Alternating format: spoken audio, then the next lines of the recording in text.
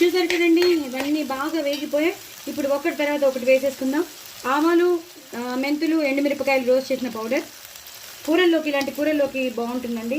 అలాగే మన ఇంట్లో చేసి పెట్టుకున్న సాంబార్ పౌడర్, అలాగే రుచికి తగినంత ఉప్పు, అలాగే కారం. పచ్చిమిరపకాయలు ఎక్కువ వేసుకున్నాం కాబట్టి చూసుకుని వేసుకోండి. కారం ఎక్కువ తినగలిగిన వాళ్ళు ఎక్కువ వేసేసుకోండి. అంతేనండి, ఇలా మొత్తం కలిపేసుకోవాలి. ఈ టమాటోలు, బెండకాయలు, ఉల్లిపాయలతో చేసిన కూర చాలా బాగుంటుంది. చపాతీలోకి అయితే ఇంకా చెప్పక్కర్లేదు. ఈ పచ్చిమిరపకాయలు మాత్రం చక్కగా కొరుక్కుని తినచ్చు, అంత బాగుంటుంది. వేడివేడి అన్నంలో ఈ కూర వేసుకుని తినండి, ఇంకా ఎక్కడో స్వర్గం ఎక్కడో ఉంటుంది. పిల్లలు అయితే ఇష్టపడతారు. రొటీన్గా బెండకాయ ఫ్రై కాకుండా, రొటీన్గా పల్లీలు అన్నీ వేసేసి డీప్ రోస్ట్ చేసిన కూర కాకుండా ఇలా మీరు తప్పకుండా చేసుకోండి. ఇలా అయితే చేసుకోండి, సూపర్ ఉంటుంది. ఎక్కడ జిగురు రాకుండా చేశాను, అది చూసారా? నేను జిగురు రాకుండా చేశాను. ఎక్కడైనా చూసారా? మనం ఉల్లిపాయలు వేసాం, టమాటోలు వేసాం, అయినా అతుక్కుపోకుండా ఏ బెండకాయ ఆ బెండకాయ ఉంది, చూసారు కదా? సో ఇలాగే చేసుకోవాలండి. చాలా ఈజీగా నేను చేసిన ప్రొసీజర్ మీరంతా చూసుకోండి.